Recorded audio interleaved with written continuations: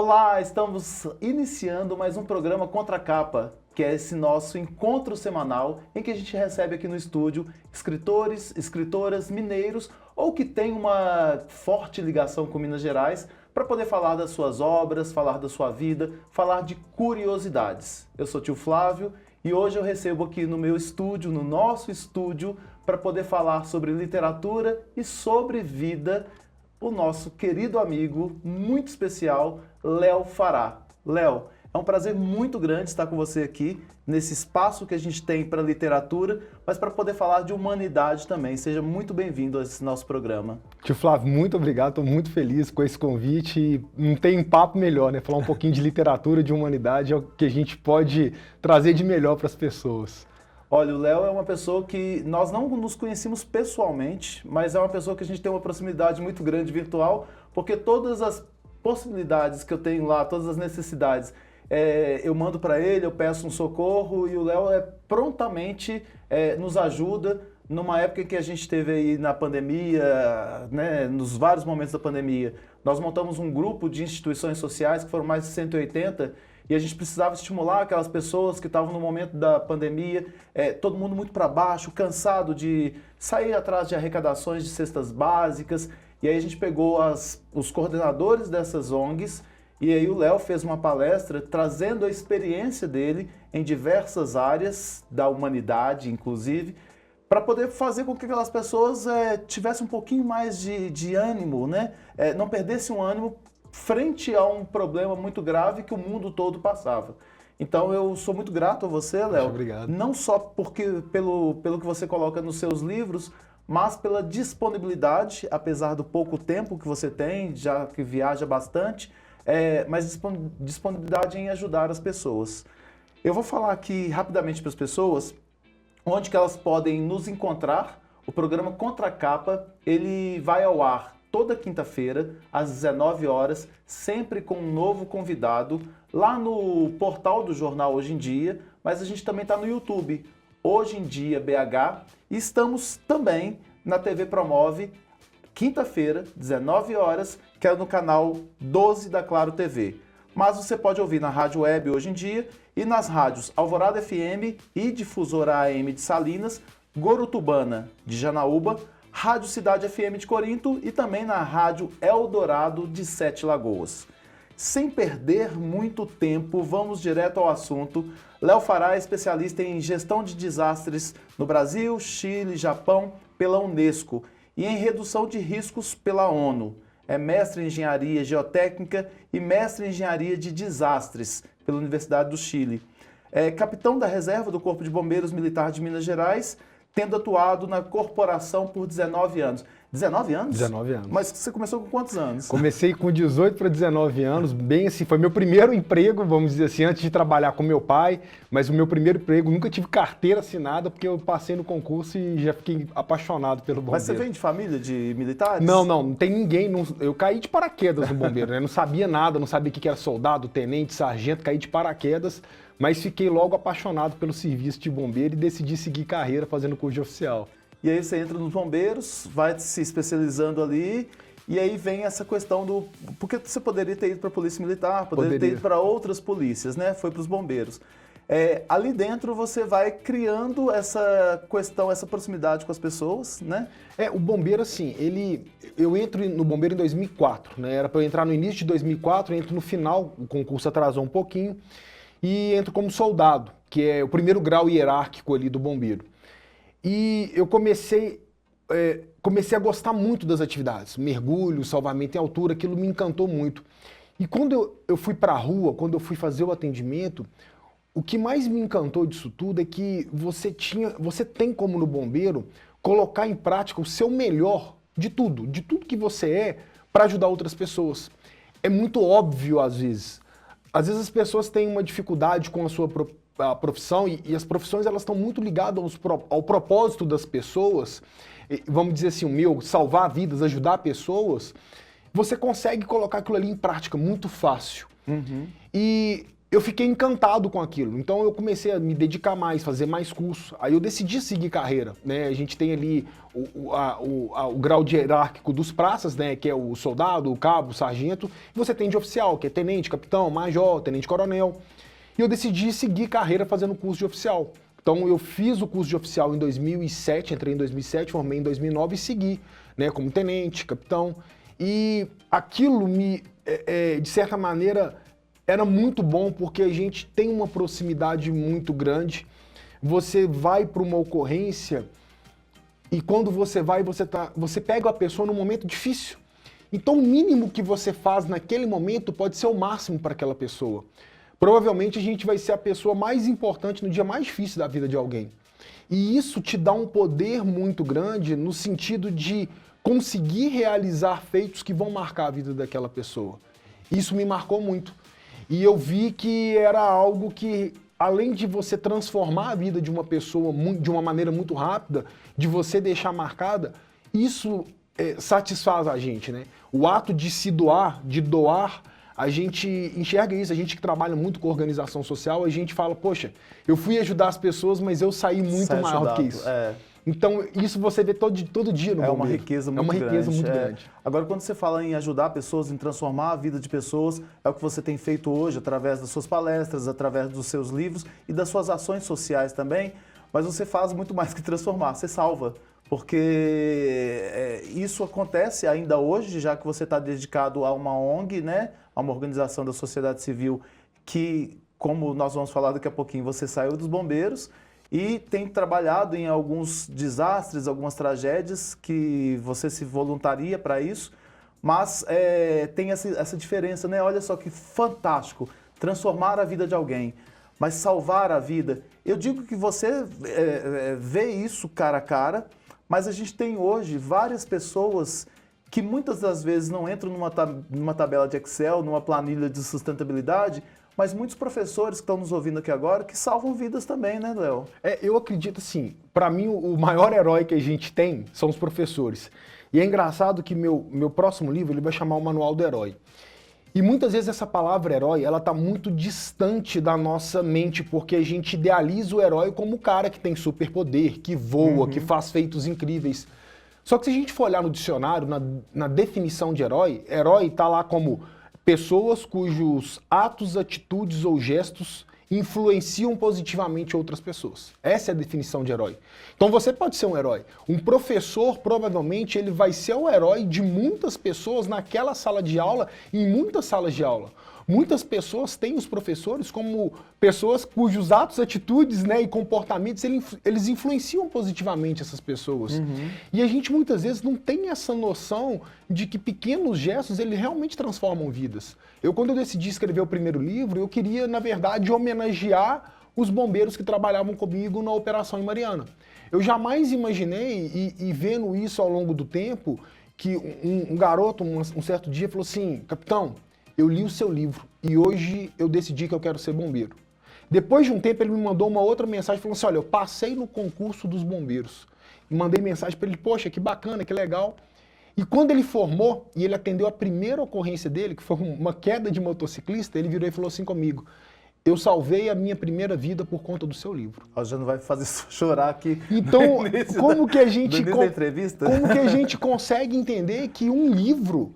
E eu mandei isso para a dona da editora. Eu falei assim, olha, o livro talvez ele tenha salvo muito mais vidas do que eu salvei ao longo da minha carreira inteira. Porque o alcance que você tem com essas histórias, a capacidade que você tem de influenciar talvez com um programa, com uma postagem, com uma palavra certa na rádio, talvez você não tenha dimensão. E a beleza do salvamento, eu falo isso, tio Flávio, ela está em você nunca saber a quantidade de vidas que você salvou. Olha que interessante isso. Essa é realmente a beleza. De você não saber as vidas que você salva, talvez com uma atitude sua, com uma palavra sua no rádio. E esse é o verdadeiro doar. É você doar sem esperar o retorno. E no bombeiro, não. No bombeiro eu sabia o que eu estava fazendo ali, eu sabia aquela pessoa, eu sabia qual que era a minha atitude. O meu retorno é imediato. Mas a beleza da vida mesmo, de você ter esse tipo de atitude, é você não saber a quantidade de vidas que você salvou. Isso é que realmente é a verdadeira doação. E é o que eu falei com você sobre esse impacto, porque eu li o seu primeiro livro E eu fiquei muito encantado, assim, dói, lógico, tem muita dor, né? Porque é um desastre. Você relatou a sua experiência, Mariana. Eu tentei me colocar naquele momento ali em que vocês estão entrando no helicóptero e tem aquele monte de... O vento não é favorável, mas sabe o que me chamou muita atenção? É justamente o contato com o outro. Naquele momento em que muita gente perdeu de tudo, perdeu casa, ela ainda tem a possibilidade de se preocupar com os bombeiros que estão ali trabalhando incessantemente e ir em casa passar um café, por exemplo, ou te oferecer um café, uma xícara de café, ou a pessoa que perdeu tudo olhar para você, Léo, e falar assim, olha, obrigado, né? Eu falo o seguinte, quando os desastres, eles me ensinaram que quando você perde bens materiais e dinheiro, você perde pouco. Quando você perde a saúde e uma pessoa querida, você perde muito. Mas quando você perde a humanidade, você perde tudo. Tudo. Se a pessoa perder a humanidade dela, ela perdeu tudo. E isso me fez enxergar dentro dessas pequenas atitudes, que a pessoa ela tem muito. Quando a pessoa para lá para ver os bombeiros trabalhando, ou até mesmo quando a gente está na ONG trabalhando, ela vê aquelas pessoas que estão servindo ao próximo, e ela fala assim, o que eu posso fazer? E fazer um café é muito. Muito. Fazer um café é muito. Ela parar um pouquinho do tempo dela, da energia dela e falar assim, olha, eu me preocupei com você, é o que eu tenho, isso é muito. E as pessoas, elas têm uma ideia, nós, no geral, a gente tem uma ideia que a gente precisa de grandes feitos para fazer grandes transformações. E isso é algo que a gente cria na nossa cabeça, porque a gente tem uma ideia de mundo como se fosse o planeta Terra como um todo. Cada pessoa que você encontra na rua é um mundo. É o mundo daquela pessoa, é a convivência dela, ela está restrita naquele... E se você mudar a vida daquela pessoa, você está mudando o mundo dela. Sim. Você muda o mundo. Eu falo assim, cada vez que você salva uma vida, você salva um mundo. Então, as pessoas têm que entender que muitas pessoas, às vezes, elas perdem esse propósito, às vezes têm momentos de dificuldade, elas não sabem o que fazer. Eu trago isso muito no meu último livro. E eu falo muito com as pessoas, olha, se você estiver no pior momento da sua vida, no momento que você acha que você não serve para nada, que você não tem propósito, que tudo está acabado, que nada vale a pena, o que eu falo com as pessoas é o seguinte, nesse momento, sai na rua e tenta ajudar uma pessoa. Tenta fazer o seguinte, beleza, a minha vida não presta, a minha vida não tá valendo nada, eu tô desistindo de tudo, mas antes de você tomar a pior decisão possível, sai na rua e tenta ajudar uma única pessoa. E você vai entender que tudo vale a pena e tudo faz sentido. Que o nosso propósito de estar aqui é realmente nos ajudar. E a gente, às vezes, consegue ressignificar com essa pequena ajuda. Né? Eu lembro, na época da pandemia, um fato interessante que aconteceu, a gente tinha várias pessoas naquele grupo lá que a gente sabia que estavam passando dificuldade, comerciantes que estavam com dificuldade. E aí um dia eu decidi, no aplicativo, né, de comida, eu pedi uma refeição e escrevi assim, olha, entrega para a primeira pessoa que você vê passando necessidade na rua. A pessoa que recebeu aquilo, ela me ligou de volta e falou assim, aqui, eu recebi um pedido seu aqui, é isso mesmo? Assim, é isso mesmo, eu quero te ajudar, eu quero ajudar o restaurante, eu quero ajudar com que você venda e eu quero ajudar alguém que está passando na cadeia, né? Aí, no dia seguinte, essa mesma pessoa me ligou e falou o seguinte, a partir de hoje, todos os dias eu vou fazer isso. E divulguei e mais pessoas começaram a fazer isso, porque eu falo que a corrente do bem ela é muito grande. O bem é contagioso. Eu falo muito com a Silvinha, né, que é uma amiga em comum, e a gente tem muitas vezes essa dificuldade, fala assim, poxa, será que a gente divulga o que a gente está fazendo? Porque às vezes é bíblico, né? O que a mão esquerda dá, a direita não tem que ficar sabendo. Eu concordo totalmente, mas a gente tem que fazer e mostrar para as pessoas que boas atitudes e boas doações, bons atos, eles devem ser replicados para que mais e mais pessoas façam isso. Quando a gente fala da mão direita e da mão esquerda, é para que a gente não fique se alimentando disso, de achar que a gente está fazendo muito. E tem a intenção também, né? A sua intenção quando você divulga alguma coisa nas suas redes sociais é justamente para poder ajudar, para poder mobilizar. E você, no seu coração, você sabe o que você está fazendo, né? Acho que a Com pessoa, ela certeza. sabe. E tem tanta coisa ruim que as pessoas divulgam. E eu acho que Por o coração o- é que manda, essa intenção é que manda, Por sabe? que o bem não pode ser divulgado? Por que as coisas boas não têm que ser mostradas mesmo, Com certeza. ficar explícitas? Com tanta coisa ruim acontecendo, por que o bem não pode ganhar disso? E com todo respeito àquela pessoa que está passando por aquela situação. E aí eu falo, por exemplo, nesse livro que foi o seu primeiro livro, né? Quando a gente fala em respeito, o tratamento que você deu às histórias aqui, elas são respeitosas. Porque você está falando, geralmente eu não leio o livro, porque contracapa significa a gente ler a contracapa para poder entender o que tem dentro. Mas, por sorte e coincidência, eu li 2 livros seus, e aí eu estou comentando desse aqui sem tentar estragar nossa entrevista. Mas aqui você mostra as pessoas num acidente de Mariana, em que você passou por uma situação, né, comandando já, não é uma equipe de bombeiros, e eu queria que você falasse um pouquinho sobre isso. Como é que é a atuação em um desastre, vamos pegar esse especificamente, e como que o profissional sai disso aqui? É legal você falar isso, Flávio, porque esse livro, até o título dele, quando a gente fala assim, Além da Lama, é para que as pessoas elas entendam que é o que está por trás do que tudo que elas viram, do desastre, é o que está por trás da tragédia, é além daquilo ali. E o que eu quis trazer são histórias dos bombeiros, mostrar como que as pessoas, elas muitas vezes têm uma imagem da tragédia que ela vai muito além daquilo. E que os bombeiros, eles são seres humanos que têm dor. Então, nesse livro, a pessoa vai rir, ela vai chorar, ela vai se emocionar, ela vai sentir compaixão com o próximo. E é isso que eu quis trazer. Eu quis trazer para o público, né, para o leitor, que ele vivenciasse. É muito legal quando você fala, pô, a gente sente aquela emoção de estar dentro do helicóptero, aquela angústia. E eu quis trazer exatamente esse lugar para o leitor, de falar assim, poxa, parecia que eu estava ali com vocês. Era exatamente isso que eu queria que ele sentisse. Sentisse a adrenalina, sentisse a dor, sentisse o nosso desgaste, sentisse como a gente se sente com a população, com esse acolhimento.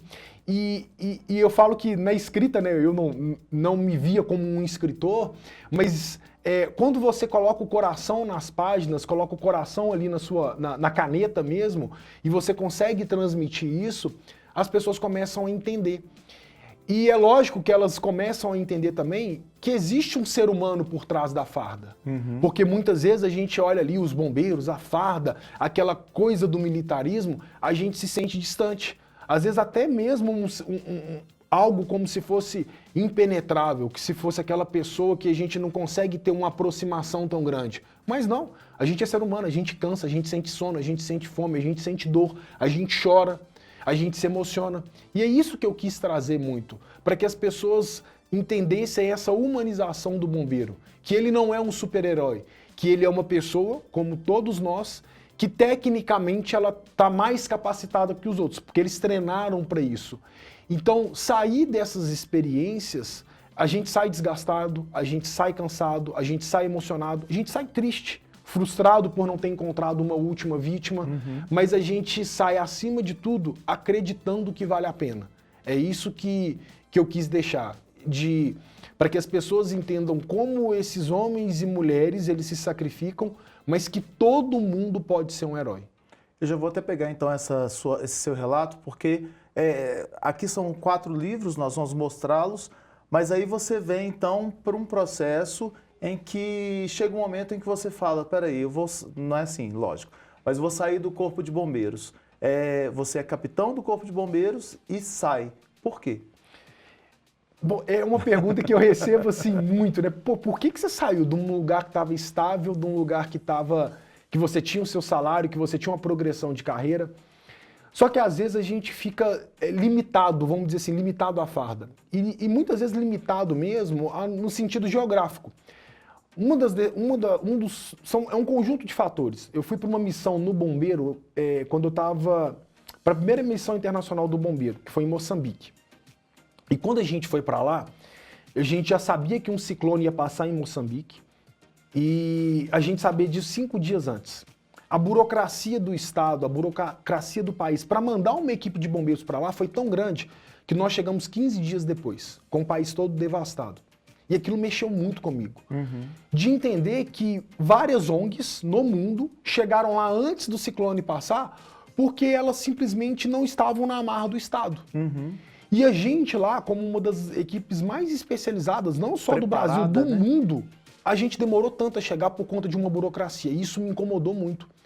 E eu vi que estando nessas amarras do Estado, a gente teria isso ainda. E eu entendi que eu poderia fazer mais. Com o conhecimento que eu tinha, com os contatos que eu tinha, eu poderia fazer mais. Além disso, eu fiquei 19 anos dedicado assim, muito ao bombeiro. Muito, muito mesmo. Em algumas vezes, colocando até o bombeiro antes da minha família. E não consegui enxergar isso. Não consegui enxergar, muitas vezes, eu perdendo o dia dos pais. Não perdendo um aniversário do meu filho, um aniversário de casamento. Priorizando o meu serviço. E eu comecei a refletir sobre isso depois que a gente vê essas tragédias, né, tanto Mariana quanto Moçambique. Eu falei assim, eu não posso, isso não pode ficar acontecendo tanto. Isso foi depois de Brumadinho. E Brumadinho mexeu muito comigo nesse sentido. De histórias de pessoas que estavam no dia de trabalho e tudo acabou. E eu falei assim, olha, eu tenho tempo ainda para mudar isso. Então eu literalmente coloquei no papel. Por que eu estou no bombeiro? Eu estou no bombeiro por conta que eu amo a corporação. Não é o lugar que paga melhor, não é o lugar... A estabilidade não é tão verdade. A gente tinha passado por momentos difíceis no bombeiro, onde a gente não estava recebendo atrasado. Então a estabilidade já não era algo fixo. E eu coloquei literalmente no papel. Se eu sair, eu vou ter... Uma pergunta que eu gosto de fazer muito para as pessoas é o seguinte. Se dinheiro não fosse um problema, qual que é a decisão que você tomaria? Nossa, essa pergunta é fantástica. Eu acho que se as pessoas pensassem nisso, teriam caminhos diversos. E essa foi a pergunta que me fez falar assim, cara, eu vou sair do bombeiro. Se dinheiro não fosse um problema... Porque o dinheiro ele não pode segurar para você correr atrás dos seus sonhos, não pode. E é óbvio, ele segura, mas ele segura de uma maneira que muitas vezes vai te deixar infeliz. Ele vai te deixar no seu trabalho infeliz, vai te deixar triste, ele não vai... E quando eu me fiz essa pergunta, poxa, se dinheiro não fosse o problema, eu estaria no bombeiro? As pessoas podem achar que isso é muito utópico, mas não é, cara. Não é. Você fez isso, obviamente, mas lógico, a gente precisa do dinheiro, obviamente, mas tem essa questão da dor de viver pelo dinheiro e não viver, né? Você está muito preso você viver pelo dinheiro, escravo ao dinheiro ou e você não está vivendo. a uma aparência, que hoje a gente tem a ascensão das redes sociais, então o escravo das aparências, e aí você vive como escravo não vivendo, né? E eu falo assim com propriedade, porque eu fiz esse movimento, eu pivotei nesse sentido, sem ter uma estabilidade, acreditando no meu sonho, acreditando que... E quando você faz algo de coração, e você sabe que você faz bem, vai ser difícil, vai ter dor, vai ser... A dor, ela é necessária para o processo, porque ela te ajuda a sair do lugar. A dor ela é muito necessária porque ela faz com que você se movimente. Quando você não tem essa dor, você se acomoda, você fica acomodado. E para você não ficar acomodado, você precisa de sentir esse incômodo para que esse incômodo te faça movimentar. Então, esse incômodo de não ter a estabilidade, de não saber quanto que eu recebia, ele me fez movimentar mais, me fez ficar mais com a minha família, me fez viajar mais, me fez ter liberdade de ação, de fazer o que eu quisesse. Então isso me libertou. E fez você criar, então, uma ONG. Fala pra gente dela. E aí eu criei a ONG, porque o que me encantava no bombeiro, Humus, Humanitarian Us, nós somos humanitários, que é o nome da Humus. E a Humus ela foi criada muito nesse sentido, de que eu tinha algo no bombeiro, de resolver problemas, de algo que eu gostava, que era ajudar as pessoas, de algo que eu sabia que era técnico, minha formação toda é na área de gestão de desastres, e algo que eu poderia devolver ao mundo, um give back. Então eu entendi que formar a ONG também me ajudaria. Não imaginei que daria tanta dor de cabeça. É mais difícil ser ONGeiro do que estar no bombeiro. Porque muita amarra, a gente tem um preconceito muito grande por históricos que a gente tem no Brasil de pessoas que infelizmente usam ONGs para fins que são indevidos. Então a gente tem um preconceito, a gente precisa de apoio. Muitas pessoas não entendem isso, mas a gente montou a Humus, que é uma ONG de prevenção e resposta a desastre. Além disso, de ajudar bombeiros e policiais em momentos de desastre. Porque o que a gente viu é que muitas vezes o Estado ele não te fornece equipamento suficiente para você atender um desastre. E eu, enquanto associação não governamental, eu posso comprar esses equipamentos e entregar para o bombeiro. A gente agora no Rio Grande do Sul, nós ajudamos mais de 20 bombeiros que perderam tudo. Porque as pessoas olham para a população no geral, mas esquecem que aquele bombeiro ele foi atingido também. Ele perdeu a casa, perdeu a geladeira. A gente ajudou esses bombeiros a reconstruir as casas, ajudou policiais, bombeiros comunitários a reconstruir a vida deles. Enquanto todo mundo está olhando para aquelas pessoas que perderam tudo, a gente está olhando para essa causa também. E além disso, de dar um ressignificado para os bombeiros que se aposentam. Porque muitos deles, eles morrem... O bombeiro, policiais e bombeiros, eles têm uma sobrevida de 8 anos depois que eles vão para a reserva. É um dos mais altos índices de baixa sobrevida.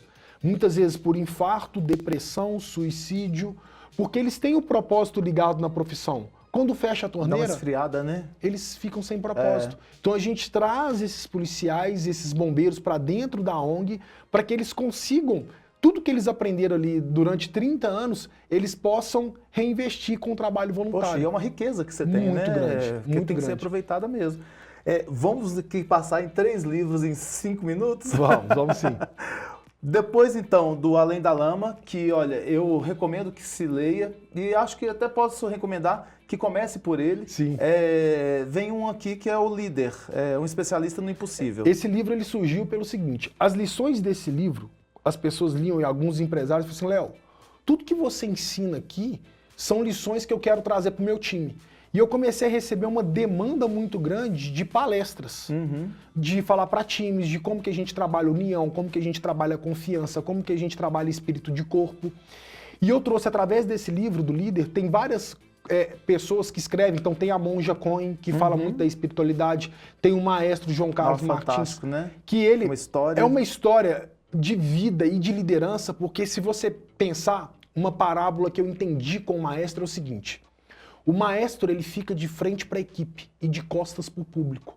Quando o público aplaude, ele está aplaudindo todas aquelas pessoas. Muitas vezes ele não vê, o líder, o chefe ali, não está vendo a reação das pessoas, porque a dedicação dele está para a equipe. Então são vários líderes que a gente tem dentro tem o Oscar Schmidt, que é do basquete, tem a Mônica Souza, que é da turma da Mônica, que era a líder da gangue, o José Felipe Carneiro, que é meu aluno. Que é da Vals. Então a gente trouxe essas pessoas para falar sobre liderança e com histórias reais, do que as pessoas podem aprender com essas histórias de liderança. E aí vem depois sobre bombeiros e heróis. Esse livro fala sobre o treinamento antes de Brumadinho. Antes de acontecer o ocorrer de Brumadinho, 40 dias antes, a gente iniciou um treinamento de operações em desastres. Quando esse treinamento terminou, aconteceu o ocorrência de Brumadinho. Então eu falo sobre bombeiros, que são os bombeiros, e heróis. Porque eu não considero os bombeiros heróis. Eu considero as pessoas que estavam, a mulher que lava a farda, a mulher que serve o lanche. Essas pessoas, os voluntários que a gente teve em Brumadinho, os heróis de verdade. Então eu conto como que foi essa preparação e os heróis que a gente teve em Brumadinho. Aqui tem essa da mulher que lava a farda, Farda nesse livro. Então foi esse também que eu li. E eu não li este aqui ainda, que é o seu mais recente. É O Dia que Não Terminou. Esse livro ele surge de uma conversa com o meu sócio, de um dia de setembro. A gente está indo para a editora conversar sobre o primeiro livro. E ele vê que eu tô meio com a cabeça ali. Ele falou assim, o que foi? Você tá bem? Eu falei assim, cara, eu tô cansado hoje. Foi um plantão difícil, a gente atendeu 5 ocorrências de tentativa de autoextermínio. E ele virou e falou assim, nossa, mas aqui em Belo Horizonte... Ele é do Rio, né? Ele falou, eu nunca imaginei que em Belo Horizonte, em um mês, vocês iam ter 5 tentativas de autoextermínio. Eu falei assim, Fernando, você não tá entendendo. Não foi um mês. Foi no plantão de ontem, nós atendemos 5 ocorrências de tentativa de autoextermínio. Ele falou assim, cara, para que você tem que escrever sobre isso. E eu fui discorrendo para ele sobre as ocorrências mas como é que vocês fazem? Vocês têm que fazer um salvamento? Eu falei, não, às vezes é uma conversa. Mas uma conversa você conseguiu fazer com que a pessoa desistisse disso? Eu falei, sim, é. E ele achou isso incrível. Ele falou assim, cara, você precisa de escrever isso e isso precisa de estar no livro para que as pessoas entendam que não precisa de ser um herói, de ser um bombeiro para você salvar uma vida de uma pessoa que está num momento difícil. E o que a gente traz, né, a gente tem um prefácio do Whindersson Nunes, que é uma pessoa que sofreu, que ele teve um momento de depressão muito grande, que pensou em tirar a própria vida, e ele fala como que ele superou isso. E o pós-fácil que é da doutora Karen, que é uma das maiores estudiosas em suicidologia. E ela fala que falar sobre suicídio não causa suicídio. Exatamente. Na verdade, você precisa externalizar isso, as pessoas precisam de entender e quebrar esse tabu que muitas vezes pode ajudar outras pessoas, salvar outras pessoas. Às vezes a gente com muito medo, é lógico que tem que ter responsabilidade na Óbvio. abordagem, né? Quando você fala de salvar uma pessoa que está numa tentativa de autoextermínio, não é só chegar lá e falar que besteira, né? Vai capinar Exatamente. um lote. Há toda uma habilidade, o suicídio ele é multifatorial, né? Mas quando a gente fala, hoje você falando do Whindersson Nunes, a gente está vivendo um momento agora em que várias pessoas que são de mídia estão declarando a sua... Ter burnout, ter dificuldade, ter momentos que sentem pressionados, às vezes, por uma rede social que a gente acha que aquilo ali é a verdade. A gente acha que a vida das pessoas é aquilo ali. E a gente queria ser tão feliz quanto ele, né? Então, assim, e esse livro ele é interessante porque eu trago os fatos que aconteceram, troco os nomes, mas, por exemplo, tem pessoas, tem crianças, tem adolescentes, tem o empresário que é bem sucedido e que a gente olha e fala assim, poxa, mas é um cara super bem sucedido, mas não é isso que traz a... E eu amarro essas histórias, né, de uma maneira que, para a história ficar mais interessante, que todos os pontos se conectam. Então, é um livro que eu, particularmente, eu gostei muito de escrever, de trazer esse tema em voga, para as pessoas entenderem que, às vezes, um professor que repara em um aluno que está diferente naquela semana, que às vezes tudo que eles precisam no final da aula, você falando de tal, vem cá, vamos bater um papo. E às vezes aquele papo, aquele café, aquele abraço, aquela palavra certa... Aquela atenção. Você salvou uma vida. Então esse livro é interessante porque, um dado, né? A cada 40 segundos uma pessoa suicida no mundo. Só que se você for pensar numa outra ótica, a cada 40 segundos você tem a chance de salvar alguém. Cada 40 segundos. Todos os dias nós temos a chance de salvar uma vida quando a gente está na nossa rua, no nosso dia a dia, numa palestra, num bate-papo, a gente tem a chance de mudar a vida de uma pessoa. E acredito nisso piamente. Então eu trouxe esse livro muito por conta dessa fala, desse lugar de fala. E essa questão de salvar a vida do outro, né, nesses 40 segundos, que a gente se atente também para salvar a nossa própria, né? Exatamente. Porque a gente precisa do respiro primeiro para ajudar o outro depois. Então, cuidado com a sua saúde mental, emocional, social é extremamente importante. Léo, aqui é uma câmara do tempo, em que o tempo passa mais rápido que deveria. Tô vendo. Eu queria te agradecer por Obrigado. Participar com a gente aqui, trazer essas experiências que, lógico, que foi só para degustar. Aqui tem muita coisa para a gente poder aprender, ler, se emocionar. E eu queria que você falasse para as pessoas como é que elas podem te encontrar. Bom, pessoal, eu estou em rede social, Léo Fará, @LéoFará, né? Tanto no Instagram, Facebook, LinkedIn, tudo é Léo Fará. E tem um canal no YouTube também que eu faço alguns vídeos. E basicamente a gente hoje trabalha com essa questão de mostrar para todo mundo que todo mundo pode ajudar a salvar uma vida. É isso aí. Ô, gente, nós ficamos por aqui. Nós nos encontramos no próximo programa, já agradecendo por essa conversa tão amena, tão gostosa, para fazer com que a gente reflita um pouco mais sobre a nossa vida e sobre os heróis que a gente tem por aí. Até o próximo encontro.